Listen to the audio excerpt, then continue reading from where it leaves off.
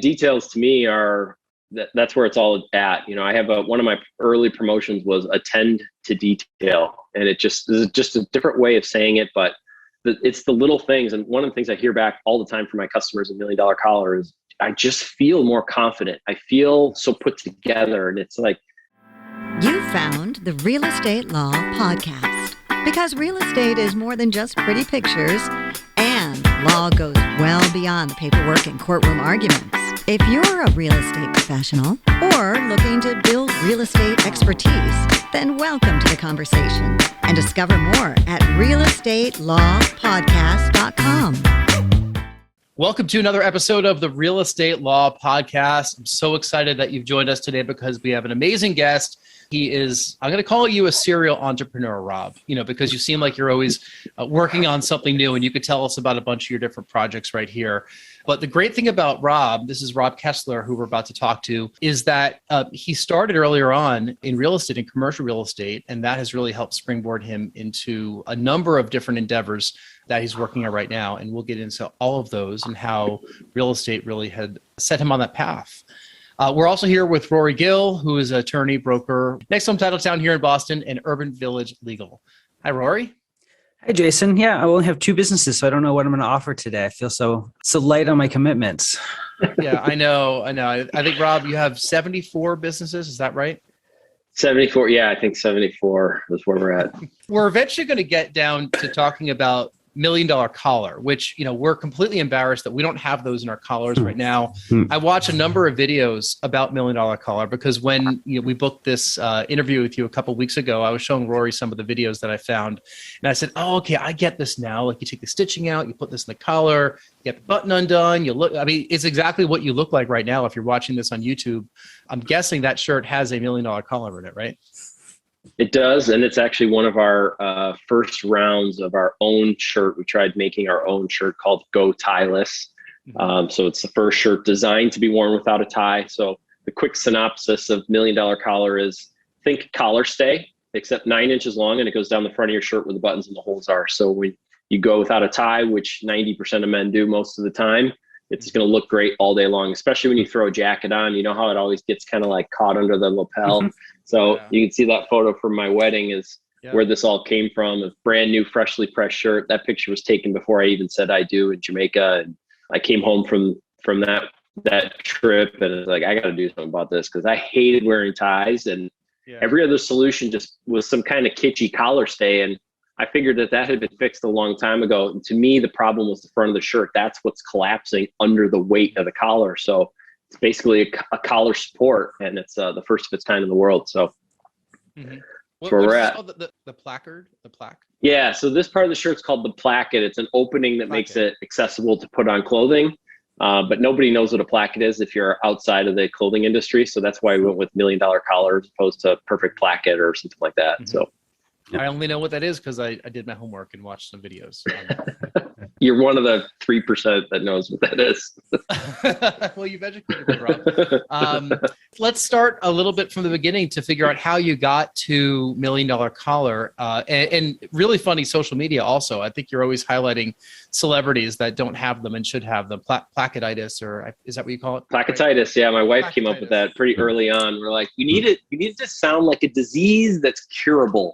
And since this is the placket, we're like, placketitis. I was like, this is perfect. So yeah, it's easy to find a celebrity or anybody out there that has a goofed up shirt. So today's post was Dana White from the UFC. So you could see his face, and it's pretty funny. But I actually work with a lot of people. My wife is a Hollywood stunt woman. So she's on set all the time talking to costumers. So we've been in dozens and dozens of TV shows. I spent a lot of time connecting with that industry and just trying to highlight what our product does. Because, if you ever watch a show, and obviously I'm like highly acute to that part of the shirt, but it's like one take it'll be like this, the next take it'll be like this, then it'll be like this. And I'm like, dude, look at that. It looks crazy. Right. So they really appreciate the consistency of the shirt just being perfect, that perfect V all the time. So it's been a wild little ride.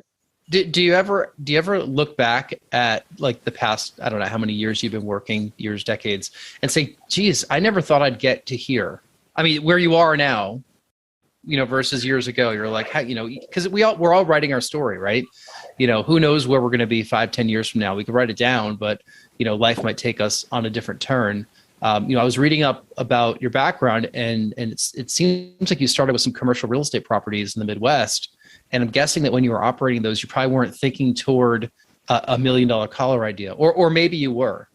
I always tinkered around with little stuff. I mean, I've come up with a couple other inventions over the years. This is the first one that I've pursued like hard, full on. But I'll tell you, the e-commerce world versus, if you read my bio, I sold houses, cars, and diamonds. So the 3 most expensive things that most people buy in their lifetime. That's a very relationship type business. It's typically a longer process. E-commerce is a whole nother world. So I struggle with how to relate my, personality in e-commerce versus what I'm used to. But, I always dreamed big. That's why my wife and I, we were actually dating other people when we met. We just kind of started talking. And we're like, well, dude, you're into this and I'm into this. And we seem like we're kind of going in the same direction. So, we found each other pretty quickly. But yeah, I always dreamed really big. And, to me, it's taking longer than I ever thought or hoped, which I think most entrepreneurs will tell you that it does take longer. But I've had the fortunate opportunity to just try anything I wanted. I really liked architecture from a young age. Saturday mornings in high school, after going out with my friends on Friday night, I was laying in bed watching Home Time and remodeling TV shows and stuff. And I just so understood conceptually, I got what that stuff was all about. I just really liked architecture. So I ended up going to UW Milwaukee, which was the second best architecture school in the country when I went into college. So I wasn't that kind of a student. So I knew pretty quickly I wasn't going to be an architect. But out of college, I ended up getting into real estate, which gave me the opportunity to tour homes and see the different architecture and see how people design their homes and things like that. So it gave me a way to get into real estate and architecture without having to be an architect. So I've definitely always kind of been into that. And, I'm driving down the street and just looking at houses and, in high school. And if I had a bad day, I'm just taking the car and I would just drive around and look at houses and just kind of try to calm down and relax. So always been into real estate from a pretty young age. How long were you doing real estate back then before you made your first pivot into your next endeavor? So real estate I got my license when I was 23. I was one of the fastest people to ever get their license, at least in the state of Wisconsin, from opening the first book to passing my test in 10 days. So I knew that I had to get to work. But the problem was that at 23, my circle of influence is buying, $120,000 houses. My very first sale I started in April. It was my first year. I sold one house to one friend for $125,000 for like a $1,500 commission. So I ended up working that and, hanging around the office and working with other agents and built that business pretty good. I ended up doing $4 or $5 million a year in my mid 20s. So I bought my first duplex in 2006. I think I was 27 or something like that. Gutted. I came home from the closing, took a hammer to the wall and just started smashing out the wall. I gutted the whole thing to the studs and rebuilt it all by myself, all from those Home Time shows in the morning, just thinking about how it all did. Never really hung drywall, never really did any of that stuff. Just kind of figured it out as I went. But while I was doing that, 2008, 2009, the market crashed. I was selling a condo project at that point and it just wasn't going anywhere. They kept pushing us off. So I ended up going to work back for my father in the jewelry industry, which I did in college. So I did that for a few years. I started my clothing company at that point, Nude Clothing, stood for Nothing Else Will Do, NEWD. So that became a screen printing business because clothing is just like a brutal business. You got to carry all this inventory and hope that somebody buys what you're selling. And people just kept coming to me for my screen printing. And so I kept fighting. I just tell my dad, God, I just don't want to be a screen printer. And he's like, but if you run the numbers, a guy comes in on Thursday, I order their shirts on Friday, I have them on Monday and I'm paid on Tuesday. It's pretty quick turnaround. You're not fronting it for very long. So I ended up growing that business out of my basement to about $1 million in revenue before I sold that. And that's about the time we bought our 6,000 square foot commercial building. My wife and I had that for a couple of years before we moved out to Los Angeles. So I had my screen printing business move out of the basement into that building. She opened a gym in part of that building. And then we rented out we built out 8 offices and rented those out. And those guys paid for the whole mortgage so we were running our businesses for free. And we were living for free because we were in a duplex and my tenants were paying for that. So kind of living the high life for a while. It was great. Yeah. There's a lot to unpack. I heard a little bit of house hacking, which is what the real estate world calls it, when you're basically buying a place, living in it, and having people paying your rent for you. Some commercial real estate. It sounds like a lot of your businesses, kind of evolve from one to the other. We know people that do screen printing here in Boston, and I always wasn't sure how lucrative a business that was, but if you could really grow it like you've suggested, and it's a really quick turnaround, not big with receivables, it's probably a very favorable business for cash flow, is what it sounds like. With all of those that you just... Yeah, and I did smaller runs. Like, most of those screen printers that do 100, 200, 500 shirts. I was like, give me 10, 20, 50, 100 shirts. That most people didn't want to talk to. I took that all day long because I could do it within a day. I folded every single shirt individually. So, if you've ever ordered shirts before, they're bundled up in dozens. You grab one and it's just a huge mess. We hand folded every single one. We labeled every single one. I used to hang tag them with little promotional cards. So we just did a lot of extra stuff that nobody else was really doing in the screen printing business. And I did all-inclusive pricing, because I hated when you walk in there and be like, okay, it's $20 for the screen and it's $20 for that screen. And then it's this much for a print and it's this much for a shirt. It's like, dude, just tell me how much it is. So $8, 12 shirts, one color, really straightforward. It sounds like the little things. You just kind of mentioned how important the details are with differentiating that business. Is that something you've carried through? Actually, you can probably answer the question, because you're focusing right now on this little part of the shirt, right? The little things. And this $1 million collar is $1 million business, right? Yeah. I mean, the details to me are, that's where it's all at. I have one of my early promotions was attend to detail, and this is just a different way of saying it, but it's the little things. And one of the things I hear back all the time from my customers in $1 Million Collar is, I just feel more confident. I feel so put together. And it's like the simplest little thing that most people don't think about. I've had to steal shirts out of my friends' closets and put this into their shirt because they're like, yeah, it's cool, I get it, but I don't know if I really need it. And they're like, thank you for making me acutely aware of a problem I never knew I had. But now that I know that I have it, I have to have this in every single shirt. So that's been fun. But I learned a lot of that business and that the fine tuning from my dad. He's just a brilliant businessman, and very fortunate to have watched him grow a business from nothing to quite successful. The first part of your story, I heard just lots of quick changes, and people I know in the real estate industry don't necessarily know when it's time to change. People latch on to old business models or even to old industries that no longer suit them. What was it that made you realize that it's time to make a change, time to leave real estate, time to do the clothing company, time to pivot the clothing company into more of a screen printing operation? What made you make those decisions along the way? I know that I'm not that smart, so I'm willing to listen to my customers and listen to the market and hear what they have to say. My $1 Million Collar originally was going to be a dress shirt. We did a Kickstarter. We were going to do our own shirt. We did not get all the money. We didn't raise all the money we needed, but unequivocally, the feedback from people that were willing to give us money said, why are you trying to compete with all the brands? Why not try to license it? And why can't I upgrade the shirts I already know and love? And so I said, oh, that's brilliant. Well, they're willing to give us money and this is what their advice is. Okay. I went back, I redesigned the whole thing. It's now a universal fitting piece that, it can go into any shirt. We've sold about almost 500,000 units. I've never heard of a shirt that hasn't fit inside of.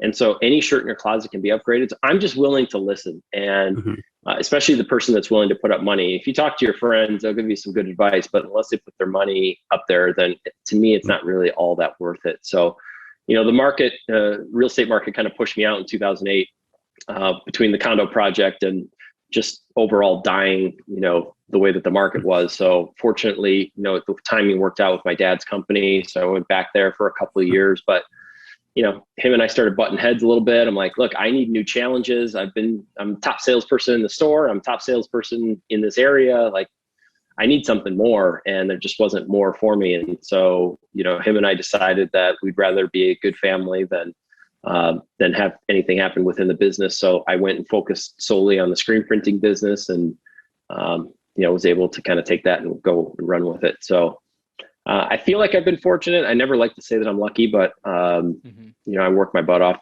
way too hard to say that I'm lucky, but things just sometimes tend to work out. We've done a few recent episodes where the guest has mentioned 2008, 2009 as an inflection point.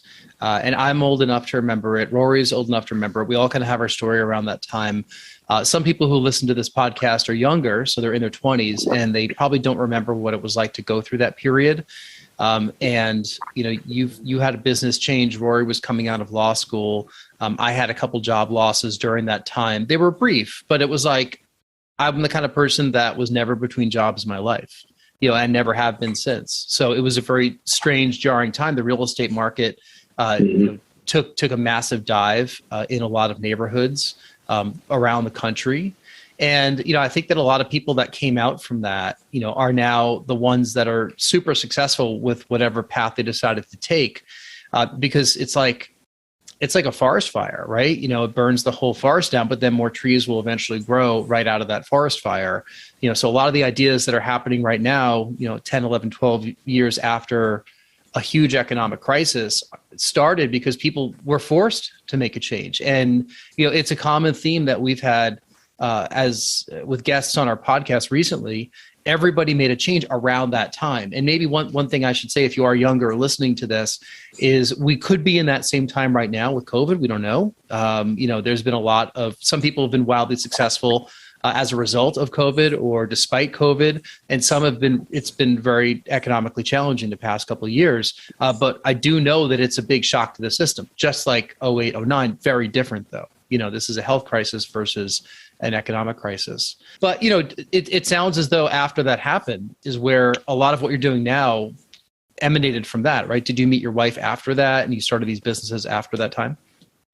Yeah, we met in 2010. So it was after that, things had kind of settled down. Don't think I was still working for my dad anymore at that point, or it was real close. But yeah, I'm a big fan of Tony Robbins, and, I know he's quite religious, and he likes to say, if you don't, prepare for, things to change, and God's going to force that change upon you, and then you're going to have to figure it out. And I've kind of always felt that way. That just really resonated with me. I mean, my wife and I absolutely love living in Los Angeles. We just love the energy and the weather, and we're close to the ocean. And, she's in the film industry. Like I said, Atlanta is the movie making capital of the world. And I said, look, you're working a lot in Atlanta. I just don't see LA really holding on to that charm that it's had for much longer. We either need to do something quick, or that decision's going to be made for us. So I'm glad we got out when we did, about March of last year. So we've been here almost a year in Atlanta, but I think sometimes you really have to look in the mirror and make the hard decision. It's not what you want to do, but sometimes you have to do certain things to stay being able to do the things that you want. I mean, we moved into a house that's 5 times bigger than we had in Los Angeles on 5 acres. And it's half the price. So, the dogs get to run free on 5 acres all day. And, I love it because it's my house, and now I get to work on it again. So I haven't done anything, since I had my house back in Milwaukee in, 2008, 9, 10. So I love getting my hands dirty and, working on projects, and got to be flexible, man. You have to kind of read the room a little bit, and, not always make the right decisions. Is not always the easy one. When did you move to Georgia? In March of 2021. In like 2 weeks. She was here in January and February for 7 weeks working. We were thinking about maybe kind of doing a bi-coastal thing, but with a Rottweiler. And I don't know if you've seen her walking around. Lola's a 70. Yeah, she's 70 pounds too. So we got 130 and a 70-pound dog. So it's not easy to find a rental. So she just started looking. She found this house on February 28th. We had an accepted offer on March 1st, closed on March 11th. I had the house packed and was in the truck driving out here on like the 13th. And that was it. I mean, 2 weeks we were out of LA. That was it. Done. And then the world kind of shut down shortly thereafter, right? Well, 21. So we were already, in the middle of all this craziness. 21. So, but we were in Cuba in March of 2020 when it all started. So let me tell you how sketchy that was. Oh my goodness. Yeah. I know we had friends that were in Iceland when things started getting shut down, and like we're texting them saying like, you might want to come home now. Like we're not sure what's going to happen. Yeah, all of a sudden in Cuba, people were wearing masks and then looking at us like, what did you bring to our island? I'm like, I don't know what you're talking about. I'm healthy. Rory could probably comment a little bit on that also. I mean, like there's been an exodus from cities into suburbs all around the country. We're starting to see it flip a little bit here in Boston, but what are you seeing, Rory? I mean, like this is the kind of, Rob moved from a small place in LA to a huge place in Georgia. Well, one thing I picked on what Rob said that rings true here is he said for them, part of the charm of LA might be going away, at least in the short term. And part of that, it happened across all cities before, in the heart of COVID. The reason you live in a city is to enjoy kind of the amenities and the culture and the people. And if that's taken away, I think it's temporary, obviously, but if that gets taken away, there's no real reason to live right in the city center. So the suburbs became a hot ticket item in the real estate market for a while. But yeah, as we reopen and as things kind of settle back in, the charm of the city is coming back. But there were a lot of people in my generation who are probably primed to move to a bigger place for their kids, for their dogs, or just for their lifestyle. And they took this as the chance to go. So Rob's certainly not alone. Yeah, I mean, we're 12 minutes from a studio. We're 2.5 miles off the highway. I got a grocery store 5 minutes away, and I live on a dirt road. It is crazy. Weirdest thing, but I just freaking love it. It's with your move. I know, obviously, you didn't take your fishing charter business with you to Atlanta. That's in Los Angeles, and you probably still have some operations there. How are you managing these businesses remotely? So I got very, very lucky. One of the captains that I had working with me, we really hit it off, and I kind of let him take charge of the boat business. I handled all the bookings. He made sure the front end was taken care of. We had a really great crew member. She understood what I wanted. And when I first moved, I think I was going out like every weekend or every other weekend. I was flying back and forth to LA. So I think I flew 34 times in 2021, which is kind of crazy for me. But I didn't think gold member status was something that was ever going to be a thing for me. But I went back and forth quite a bit in the beginning just to kind of understand how this was all going to work. And once we had that system kind of figured out, I got the bookings, made sure that they knew that what was happening, and business cranked. I mean, I've not been all that successful in hiring in the past. My screen printing business and some of the other businesses I've had, I've tried having employees, and I just haven't been great at it, but I got it right on this go around, I guess. So we're getting ready to start up another season and hopefully have another great year in Los Angeles on boat. We'll make sure to put a link to Bella Boating. I'm sure it's just bellaboating.com, right? I think I was just on the website before this, but we'll put a link in the show notes. The social media shows a lot of great photos, and I was looking at the types of charters that you do, and it looks like it's a little higher end, isn't it? Like with the people that are booking with you. Yeah, we've kind of wanted to go for that luxury market. We were $550 an hour to start, and that's for up to 6 people, and then it's another $100 per person for each additional to 12 maximum. I mean, we were always hoping like, look, if we what happened was we sold the real estate in Wisconsin, both properties to a guy, and we needed to put the money somewhere. And so, instead of paying tons and tons in taxes, we leveraged the profits into the boat, which you can get into that. There's a deduction for charter boats. So we started this charter business from scratch. I knew a little bit about it, but I didn't know a ton.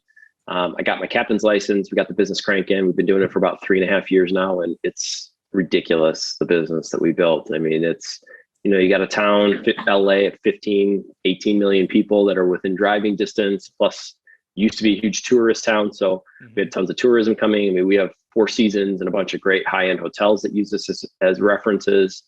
So, and because my wife's in the industry, we had Beyonce and, Pauly Shore shot a scene on his movie, and we've had a lot of athletes and, people like that. I mean, it's been wild. It's like never thought, it was just something that we were kind of passionate about. We were hoping that we'd get a free boat out of the deal and maybe work, 4 or 5 charters a month. But, in July of this year, we did 34 charters in 1 month, and I made a ridiculous amount of money, and it was, it's been very fortunate. And you're going out of Marina Del Ray, right? Marina Del Ray. Yep. Is that the one right by LAX? Right.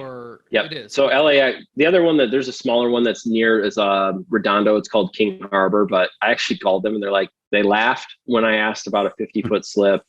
And they said, sure, if you want to get on the 5-year waiting list, you can get on the 5-year waiting. It's very small, but Marina Del Ray is the largest man-made marina in the world. It's about 6,000 slips. So it's where everybody kind of goes for if they're going to charter. So yeah, it's been fun. It's been wild. So commercial real estate out of Milwaukee and Green Bay turned into a boat charter business out of Marina Del Ray. That is very wild. Well, the screen printing business with the all-inclusive pricing turned into the commercial we did all-inclusive offices. So your internet, your electricity, because when I was looking to move out of the basement, I was like, okay, the space is this much, but how much am I going to burn on electric and the internet? And, if you're an entrepreneur and you're just kind of starting out, the variable in those monthly bills can be scary. So let's just price this thing, break it all out. We've got 8 offices. Here's what the overall nut is. Let's break it all out. Just give people, a single price. And people absolutely loved it. So, I had an office that was 90 square feet that I got $350 a month for, which is, you can work on that price per square foot and enjoy that number. But, we took that idea, we bought a second building after we moved to Los Angeles.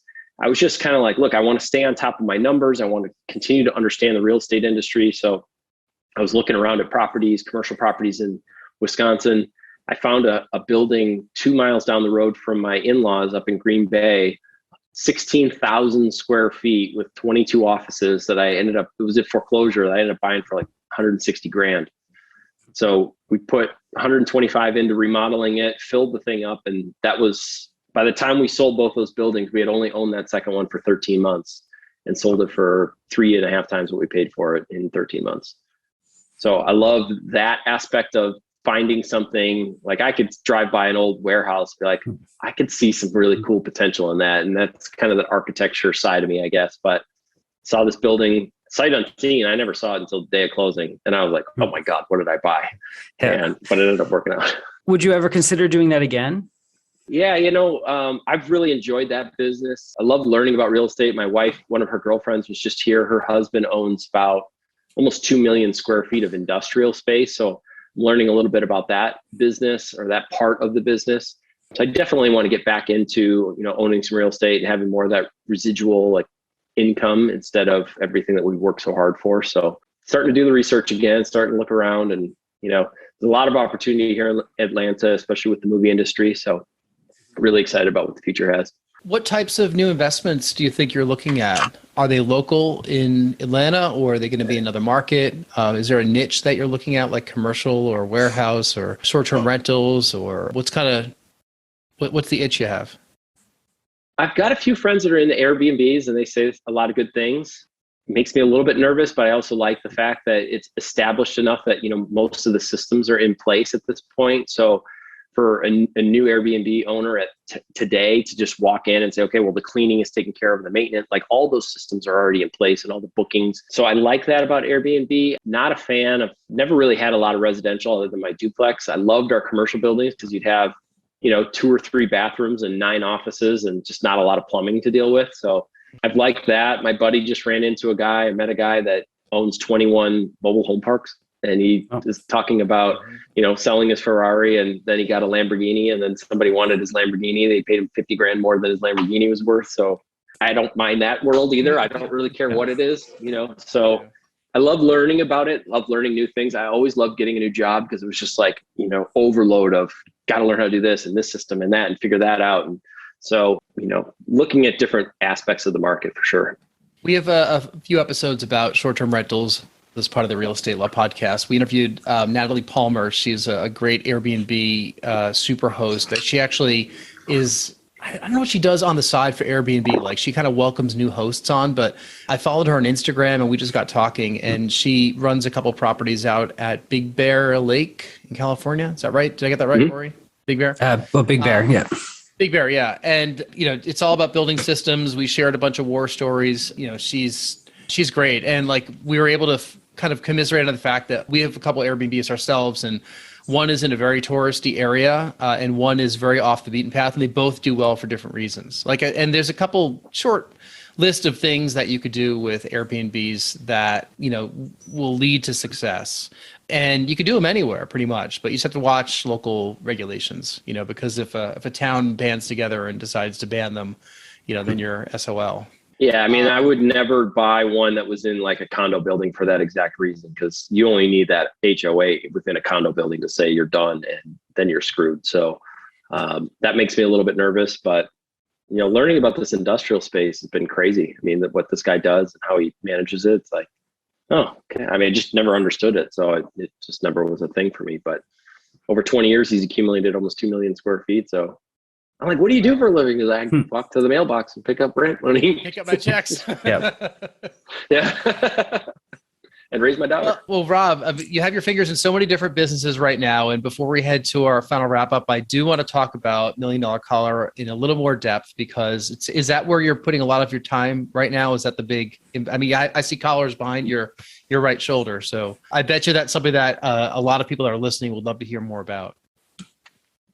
Yeah, I mean, it's definitely the bulk of my attention. So I came up with this in 2013 after my wedding. It took about 2.5, 3 years to get patented. So in 2016 is when we launched. So we're just coming up, starting our 6th year on online sales. Almost everything so far has been direct to consumer. We went directly to all the biggest brands when we first got the patent. We're like, we got this great technology. And we met with all these guys and like, I don't know if it's really a thing. Prove it. And so now we've sold almost 500,000 units. Direct to consumer, 125 countries. Most people order 15 to 20 units at a time.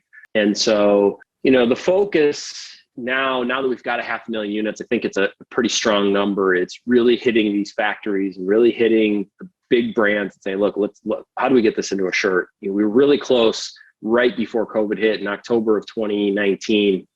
We were meeting with Express, which ironically, like I said, was the shirt that I got married in. So it had come full circle. I was back at Express. I was in this great shirt. We had this great meeting. They wanted to do like a huge test.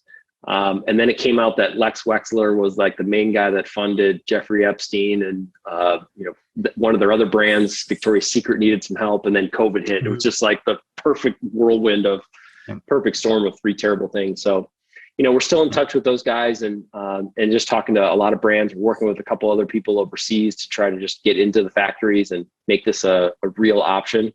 The one thing that most people the big glitch is that you have to get this sewn into the shirt. If you look, both sides are visible. So if you just had something that's stuck on with the millions of patterns of fabric that are out there, I mean, I've got 3 patterns just for the 3 of us sitting here. So, it would just look awful. So thankfully, every shirt has 2 layers here and 2 layers in the collar band. So you open it less than 1 inch of stitches, slide it in, sew it back together. Like every shirt's made exactly the same. It takes 5 minutes for anybody with basic sewing skills. I've had tons of guys buy it and say, dude, I taught myself how to sew. I was so excited about trying this thing out. I just taught myself how to sew and figured it out. It's really easy. So I do most of the installations myself. You can see my sewing machine right there on the floor. So I do a lot of like our VIP packs, and people send in 5 shirts. I just like use my hands, staying physical and doing things like that. So it's been a fun business. It's totally different than everything else I've done. So it's a little frustrating on that point, but I am like an ox and I just keep ramming my head until we get through and just gonna keep going at it. So that's awesome. That's like, it's the problem that nobody knew that they had, but now everyone is looking at it saying, oh yeah, you're right. You're absolutely right. We all do have that problem. Rory actually did a good job in not wearing a button shirt today for the sole purpose, because we don't want you to make fun of the both of us. So I'm taking the brunt of my whatever color. What's it called again? Placketitis. Placketitis. Well, Rob, this has been a great discussion. I really appreciate hearing about your journey from real estate into apparel and a little bit of stops with apparel along the way. If we could just get into our final wrap up, where we ask the same 3 questions of all of our guests, we'll then have you let everyone know where people could find you. First question we have: if you were to be able to hop on a stage and speak for 30 minutes with no preparation about any topic in the world, what would it be? I think my experience just of doing business, you called me a serial entrepreneur, and I guess that is one way to say it. I hate titles. I hate them, hate them. My nude company, I called myself the director of direction, because I'm trying to steer the ship in the right direction. That's it. So I could definitely get up, and we just did talk for 30 minutes with nothing scripted and a couple questions. So, I could talk about how I've been successful and the things that have worked for me. And it's just little things, it's just treat people how you want to be treated, and even a little bit better. And, hope they tell their friends, and just do your best. Learning all those lessons along the way also. I mean, like you've mentioned a couple things that are just applicable in whatever endeavor people are doing these days. So secondly, that actually leads into the second question. Tell us something that's happened early in your life that impacts the way, your life or career that impacts the way that you're working today. So my first real job, I had a couple little jobs before this, but when I was 17, I got hired at a soccer and volleyball store. I played very competitive soccer in high school, in college, and after, even till 6 weeks ago when I tried to get back on the field and tore my Achilles tendon, which sucks. Let me tell you, You've torn an Achilles, it's brutal. So I got hired at this place, and day one, the owner handed me a key to the store and a code to the alarm, and put all this faith and trust in me from day one. And he basically said, any part of this business that you want to be in, this is your business. You can explore anything that excites you. And he had a bunch of high school and college kids working their butts off in between class and after school. And, we really felt like it was our business. And the fact that he gave me that confidence at such a young age, I can never, ever, repay him for that. And unfortunately, a few years later, he ended up dying totally randomly, 20 minutes after I hung up the phone with him. The tissue around his heart thickened, and he literally dropped dead with a 2.5-year-old son and another one on the way. So wow. I think about him all the time. It was my very first tattoo. And, he's been a mentor, and, I'm very, very fortunate to have him come in my life. Yeah. Well, you could probably repay that level of trust with others, as you move forward with your business. He put a lot of trust in you right there when you were young, and, he must have seen something that he said he could trust you. Yeah. I mean, I feel like, with our boat business, when my captain, when we have a holiday weekend, like Memorial Day or Labor Day, 4th of July, I mean, they'll be doing 10 or 12 charters. They're on the water for 12 or 13 hours a day. So after that weekend, Memorial Day weekend last year, my wife was like, hey, we should give them a bonus. I mean, we've done that. We know how hard it is. Cut them both $500 checks. And my captain's my age, 43 years old. He was like on the verge of tears, like, dude, nobody's ever given me a bonus in my life ever. Wow. And he's 43 years old. And so like, I don't know. Thank you. I don't know. You did a great job. I appreciate you. I can rely on you. Like, I don't want to have to.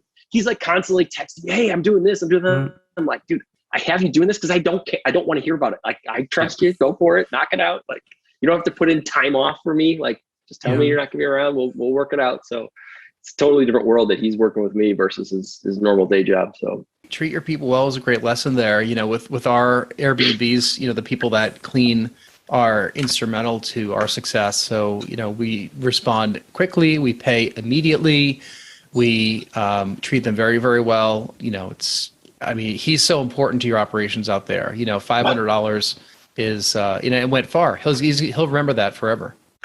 Yeah. So finally, what are some things that you're watching, reading, or listening to these days? So we just worked our way through Yellowstone, which is ridiculous. It's an amazing show. My wife, she just bought her first horse. She's been riding since she was 8 years old. So it's definitely a big part of her life. And that's been a really fun show. We're always out catching whatever shows or movies she's been on. So we're always trying to find that stuff that's out there. But watched World War Z last night. And like I said, we watched all Yellowstone.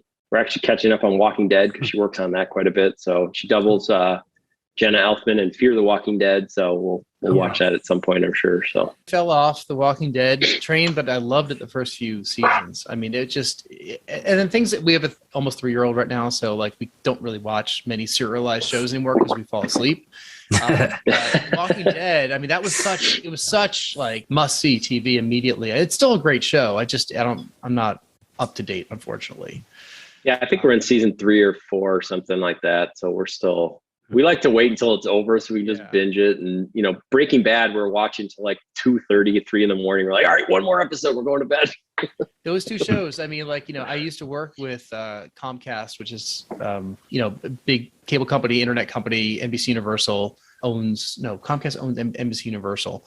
But I remember when I first was working with them, I was with the ad sales division on the digital side. And those were the two big shows, because those shows were only on cable. On demand was, emerging. Everyone had to watch Breaking Bad, Walking Dead. It was must-see TV, and the ratings were off the charts at the time. So, this is just about 10 years ago.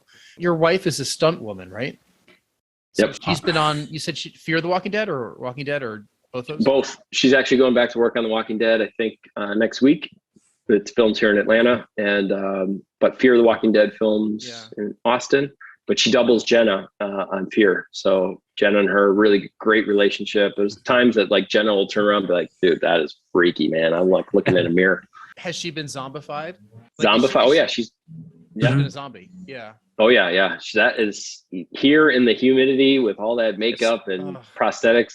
So she actually, the big prosthetics she did was for Captain Marvel. She was a Skrull, and it took day one on her first day of shooting. It took 6.5 hours to get the makeup on. And 3 hours to get it off. And then you got like a 12-hour day in between of working. So they ended up getting it down to about 3 hours to put on, later in the movie. But yeah, she's done some crazy stuff, 50 or 60 credits. She's only been in the industry a couple of years. So she busted her butt. She's got a business degree. She's like, look, it's show business. I'm going to work this like a business, and very successful. God, what a fascinating life. Yeah, it's been pretty wild. Meanwhile, I think that our daughter woke up from a nap, so I'm going to go check on her at this point, which is basically the life that we're living right now. So, right. But Rob, can you tell everybody where you can be found, and we'll put all this in the show notes as well. Yeah, our website's milliondollarcollar.com. Our Go Tieless, you talk about pivoting, gotieless.com. We pivoted that company. So instead of competing in the dress shirt market, what our company, our factory can do is digitally print any logo on fabric.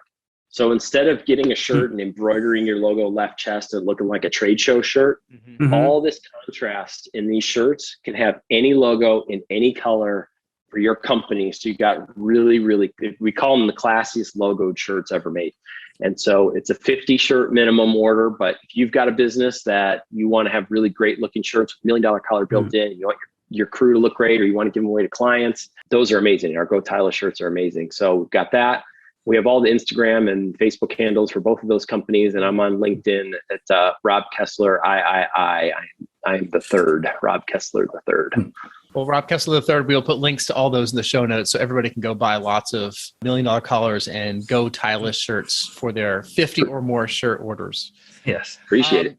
Rory, where can we find you? Easy enough to find. Just look for me at Next Home Titletown. That's nexthometitletown.com or Urban Village Legal, urbanvillagelegal.com.